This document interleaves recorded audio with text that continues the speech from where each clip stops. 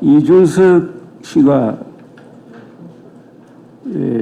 보수의 구명정 역할을 할 것이다라는 생각을 하고 보수의 구명정이라는 표현을 썼는데 그게 작년 총선에서 실현이 되었고 그리고 윤석열의 비상계엄령 선포는 한국 보수 세력의 파산이었습니다. 보수 세력이라고 할 때 저는 국민의힘 그리고 보수 언론 그리고 보수적 지식인을 합쳐서 제가 보수 세력이라고 그러는데 그래서 이번 조기 대선에서 어떻게 보면은 보수의 구명정 역할로 나온 사람이 유일하게 보수 후보였다고 생각합니다. 김문수 후보는 계엄령 편을 썼다고 봐야 되니까 보수 후보는 아니고 한국의 어떻게 보면은 위대한 문명 건설의 챔피언인 한국의 보수 세력이 이준석 후보에게 기대하게 되었고 어떻게 보면은 참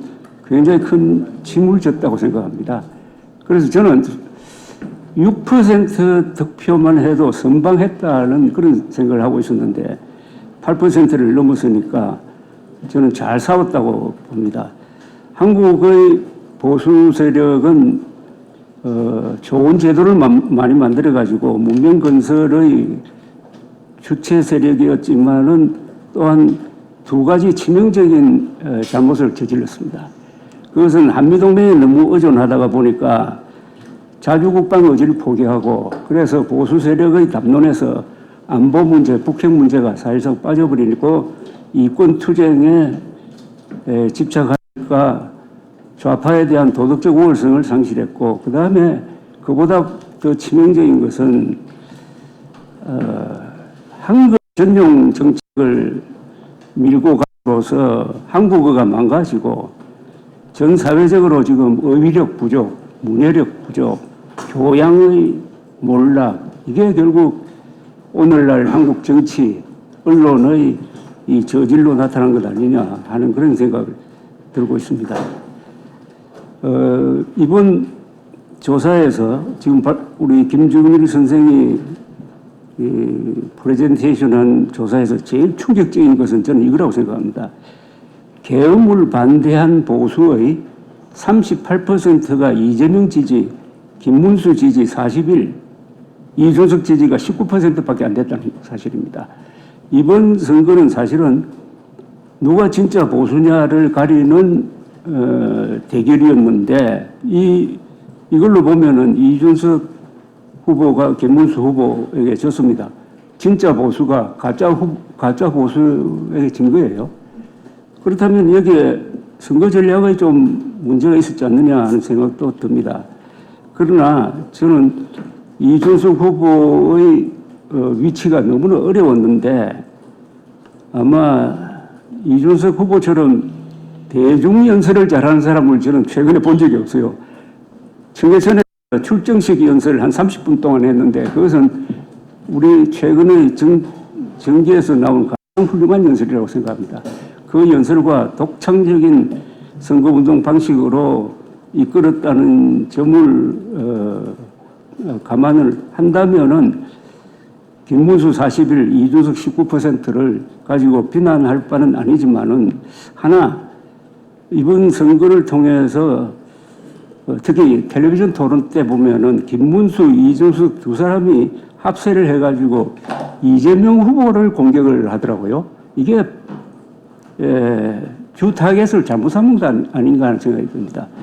김문수 후보를 비판을 해가지고 김문수 후보 지지자들을 끌어와야 되는데 김문수, 이준석의 이재명에 대한 비판이 과연 성공했을까 하는 생각도 들었습니다. 그리고 같은 맥락에서 김문수 쪽에서 계속 스토킹 하듯이 단일화 하면서 또 기자들을 이용을 해가지고 되지도 않을 단일화를 밀고 나가는데 왜 이걸 더 깔끔하게 빨리 정리하지 못하고 여기에 말려버렸느냐.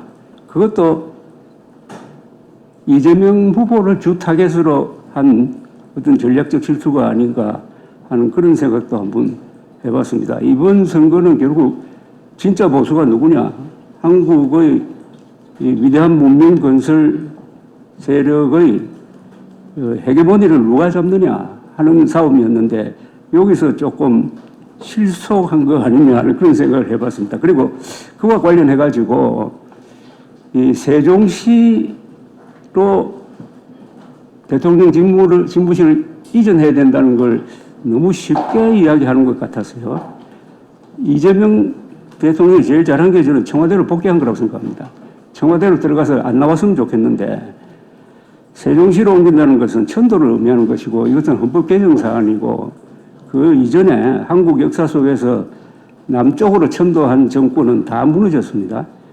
이 남북한 대결이 결국 평양과 서울의 정통성 싸움인데 이걸 너무 쉽게 생각하는 것 아니냐 하는 생각을 해봤습니다. 그리고 텔레비전 토론이 이준석 후보의 지지율을 낮췄느냐 높였느냐 저는 높였다고 봐요. 텔레비전 토론과 지지율 상승이 같이 왔습니다. 다만 마지막 TV 토론에서 이재명 후보가 그 무슨 카드로 과일을 2톤 산 걸 가지고 댁에서 코끼리 키우십니까? 라고 했을 때는 좋았는데 그게 바로 젓가락 발언으로 가는 바람에 그렇게 됐습니다. 이 텔레비전 토론을 보면서 한 대목이 생각납니다.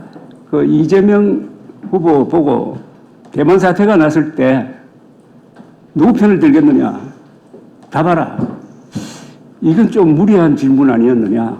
이재명 후보가 대통령이 될 가능성이 높은 사람한테 그런 아주 예민한 문제에 대해서 텔레비전 토론에서 단답을 요구한 것은 하는 그런 생각이 들었고 거기에 대한 이재명 후보의 대응이 아주 어른스러웠다는 그런 느낌을 받습니다. 그런데 요사이 여론조사가 여러 개씩 나오는데 저는 지금 제일 중요한 변화가 선거 끝나고 나서 국민의힘이 폭망하는 그런 여론조사입니다. 46대 지금 21%로 나오고 있는데 이 지역적으로 TK를 제외한 전 지역 그리고 70대도 이탈한 걸로 나옵니다. 이게 지금 개혁신당의 찬스가 아니겠느냐 하는 생각이 들어서 보수의 구명정 역할이 아니라 아예 가짜 보수를 격침시키는 보수의 의례적 역할을 해야 되는 것 아닌가 하는 그런 생각도 들었습니다. 그리고 이번 비상계엄 탄핵이 워낙 큰 사건이라서 이거 여론구조에 큰 변화를 지금 주고 있다고 생각합니다. 진보, 보수, 중도로 나누기에는 뭔가 맞지 않는 그래서 저는 이거는 딱 기준 하나를 꼽으라면은 부정선거 음모론입니다. 부정선거 음모론을 믿는 사람과 안 믿는 사람 부정선거 음모론을 믿는 사람과는 대화가 안 되고 토론도 안 되고 부정선거를 믿지 않는 사람은 그 사람이 진보든 중도든 보수든 다 대화가 돼요. 이것은 결국 상식과 비상식 뭐 이런 식으로 지금 나눠야 되는 것 아니냐 생각이 듭니다. 그래서 한국에는 부정선거 음모론을 믿지 않는 사람들이 분포를 보면은 보수, 진보, 중도에 걸쳐 있는데 이 사람들, 이분들이 대충 인구 비율로 60에서 한 70% 됩니다. 이 사람들을 저는 바이틀 센터라고 부르고 싶어요. 한국의 중심 세력이 있다. 이성이 통하는 한국의 중심 세력이 있다.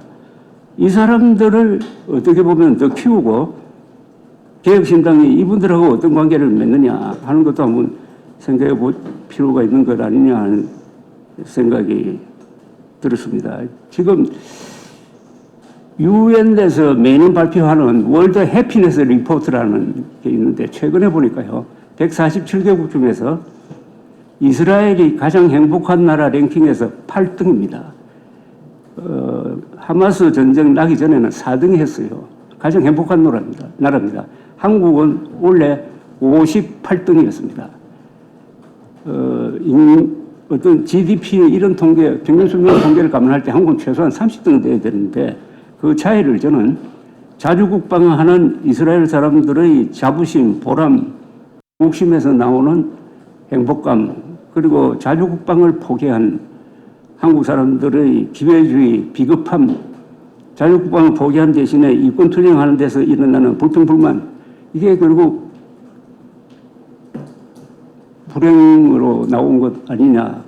이것도 앞으로 한국 보수가 재건하기 위해서는 생각을 많이 해야 되고, 지금 우리 김준일 선생이 지적했듯이 지금 고령층이 많아지고 있는데 개혁신당이 언제까지 젊은 사람들만 바라볼 거냐. 이 고령층과 대화할 수 있는 어떤 아젠다를 좀 개발할 필요가 없는 것 아니냐. 뭐 국민의힘까지 안보 문제 이야기하면 표가 떨어진다는 이야기만 하는데 과연 그럴까? 지금 우리가 이렇게 살 수 있는 것은 김정은이가 미치지 않아가지고 오늘 밤이라도 발작을 해가지고 핵미사일 발사포탄 누르면은 북한에서는 막을 사람 없고 남한에서는 막을 방법이 없는데 이거를 정치권에서 문제가 아닌 걸로 젖혀놓는다. 이게 과연 선거할 때 이걸 제대로 요리하면은 득표 요인이 될 수 있는 것 아니냐. 그래서 안보까지 한국 역사의 정통성까지 포함하는 것을 개혁신당의 아젠다로 개발할 필요가 있지 않느냐 하는 생각이 들었습니다. 감사합니다.